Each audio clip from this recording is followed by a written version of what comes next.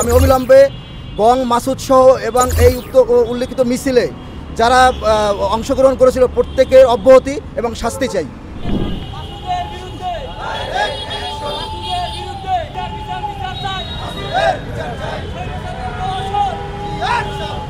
4 August আমরা ঢাকা বিশ্ববিদ্যালয় সহ সাধারণ জনতা মিলে আমাদের আন্দোলনের পয়েন্ট ছিল হাইকোর্ট এবং এই মোড় সংলগ্ন।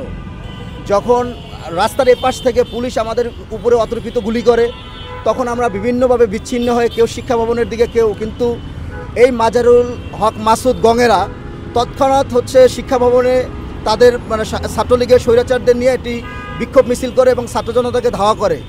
আমার প্রশ্ন একটা শিক্ষা ক্যাডারে নিযুক্ত কর্মকর্তারা তারা ছাত্রদের পক্ষে থাকবে, সাধারণ ছাত্রদের, কিন্তু তাদের ছাত্ররা রাস্তার অপর পাশে গুলিবিদ্ধ হয়, কিন্তু তারা এই পাশে মিছিল করে। তাহলে এই স্বৈরাচার সরকারি কর্মকর্তারা এখনও কিভাবে সরকারি পদে বহাল থাকে? আমার প্রশ্ন। আমি অবিলম্বে গং মাসুদ সহ এবং এই উল্লেখিত মিছিলে যারা অংশগ্রহণ করেছিল প্রত্যেকের অব্যাহতি এবং শাস্তি চাই। এখন সে আছে চরফ্যাশনে, আপনার চরফ্যাশনে দায়িত্বে আছে, এখান থেকে ট্রান্সফার করে চরফ্যাশন পাঠানো হয়েছে। 4 আগস্টের পরবর্তী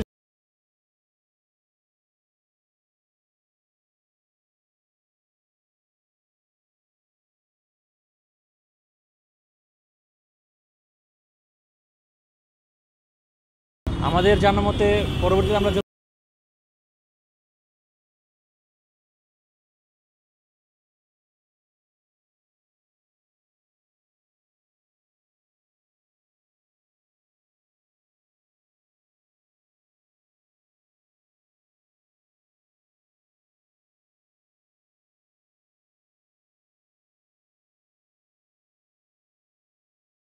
আমরা ঊর্ধ্বতন কর্তৃপক্ষের সাথে যোগাযোগ করেছি, তার নামে একটা অভিযোগ দিয়েছি যে তিনি অতীতে এই সকল কর্মকাণ্ড করেছে, তারপরে কীভাবে বহাল থাকে।